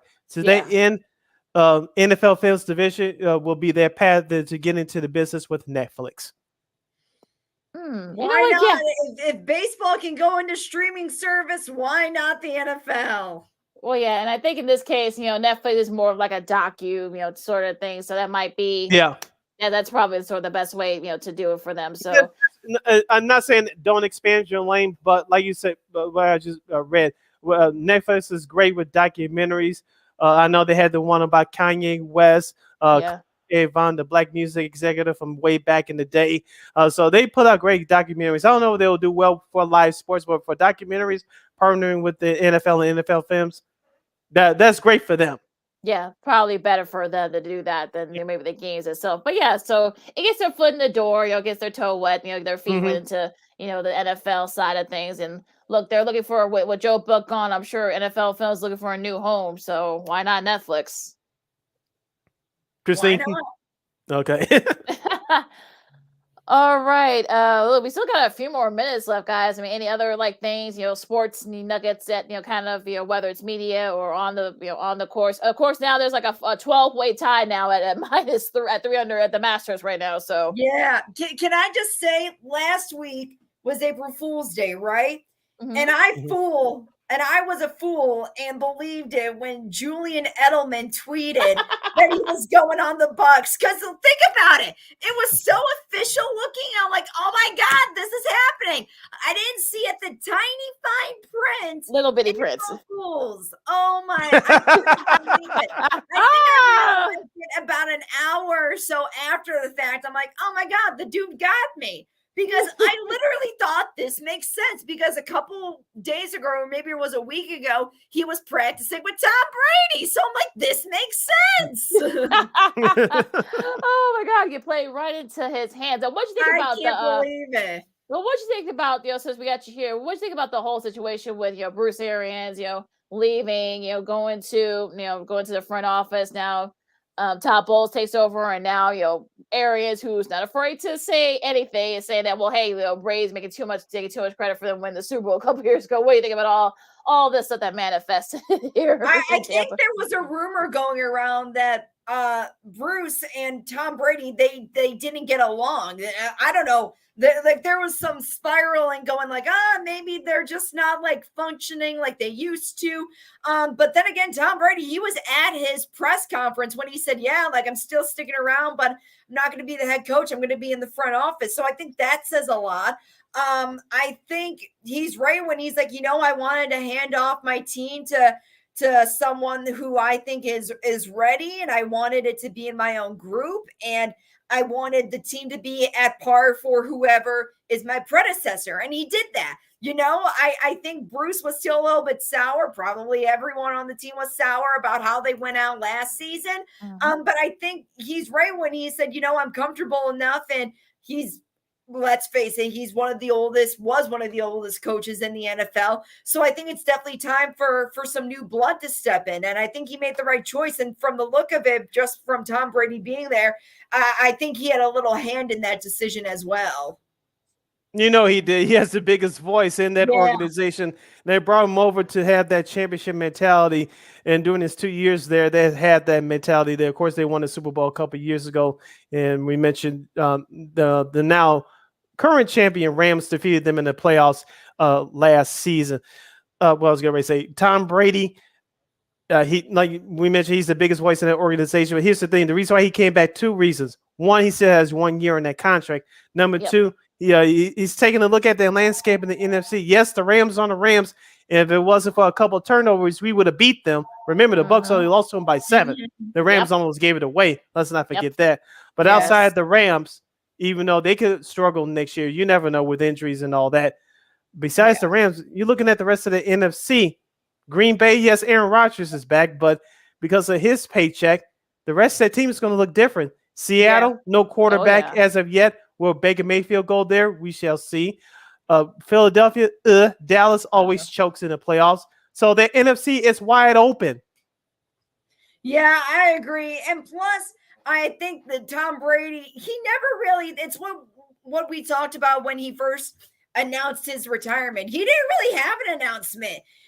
Everyone just kind of assumed that he was retiring, and that was it. So I think part of it was just like, I have a year left on my contract. I think I'm sick and tired of Giselle giving me a honey to-do list type thing. I'm kidding by that. I think he didn't leave on his own terms. I think the world just kind of assumed that he was finished. And just from the ending of last season, I knew, I'm like, he's not going to go out like this. Like, he's got to do something bigger, Well, and also, too, you got to love the fact that, I'm sure he's got a lot to prove, still, he feels like. And like you guys have all said, I mean, that NFC is still a winnable, it's still winnable. Yeah. So, So I think, why not? Why not play out that last year, that contract? Yep. So I think Adam Schefter from ESPN tweeted this out when the news that came out that Tom Brady was coming back for his final season. Whenever Tom Brady won the Super Bowl, it was in an even year. like 2016, 2018, Right. 2020. I was like, yeah, that's interesting. So He's I'm sure they had to play in his obviously following mind too. He just didn't want to let people know about it. Yeah. Oh, I didn't think of it that way, but yeah, Yeah. you might be right. And like I said, that's a winnable NFC, so why not? Yep. All right, any other nuggets here before we disperse? We covered a lot today too especially in this last I hour. know. Yeah, Christine. Ooh, let's see. Yeah, we have some technical issues there. Oh, she's back with us. So Christine, I know you're looking forward to. You said the Sox will win 90 games this year. You think Dylan Cease will win 20? Do you see any other surprises, good or bad, coming from the White Sox this year? I'm gonna say Michael Kopech just because he starts on Sunday. Yeah, we didn't see him as a starter really much last year, right? And even as a reliever, he struggled. I told you the game that I went to, I was disappointed just because I was expecting to see this fiery pitcher, this lights out guy, and I didn't get that. So I'm hoping here he got his personal stuff figured out and he can just focus on the game.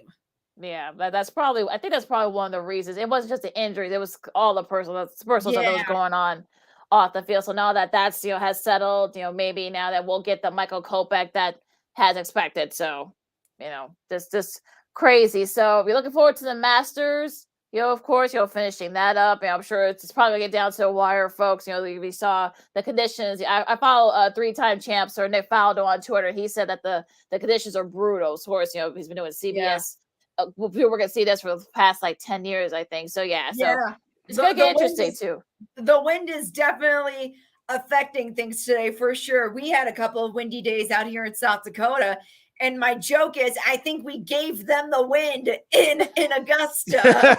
Probably so. So, but that's a lot of fun, finishing up, the NBA season is finishing up as well. So, be interested to see how the Bulls finish at the very least. Hopefully they can finish on a high. So that should help a little bit. Also, too, some other, great stuff as well. So a lot of soccer, Formula One's back, this week too as well. So a lot of sports this week, folks. So, check out, all this that's going on. So it's a lot of fun. Yeah, we are very, very busy at this time of year with baseball being back. And you mentioned the NBA playoffs are right around the corner. This is great. The Stanley Cup playoffs will start in a month, of course, without our Blackhawks, but we'll get through it. We'll get through it. Of course, we have the NFL draft, which we'll cover more deeply as we get closer to it right here on Second City Sports. Yeah, it should be interesting too. A lot of depth here, and also too, unfortunately, no first-round picks for the Bears, but we'll see if they can maybe pull off some things. We'll see if Ryan Poles has some tricks up his sleeve. So we'll talk about that as we get closer and closer to draft time in a couple of weeks. With that said, though, you can follow me at Keena McGee on the Twitter and at Keena_McGee on the IG. Follow yours truly, Sydney Brown, on the Twitter and the IG at SidKid80. Once again, it's SidKid80. That's SIDKID80. SIDKID80. Make sure you download that Sports Zone Chicago app. Make sure you follow Sports Zone Chicago on all social media platforms: Facebook, Twitter, Instagram, and YouTube. And you can catch Second City Sports, the podcast, at War on Anchor. You can subscribe to War on Anchor. We are available on all podcast platforms, including the iHeartRadio app. And make sure you follow War Media at WARR Media on Facebook, Twitter, Instagram, and YouTube. And thank you very much in advance for your support. Like, share, subscribe, and tell your friends. Christine, where can people find you on the social media streets? And they can find me on Twitter at @Manika_KXRB. Right down there. Here. There we go. All right. Great stuff.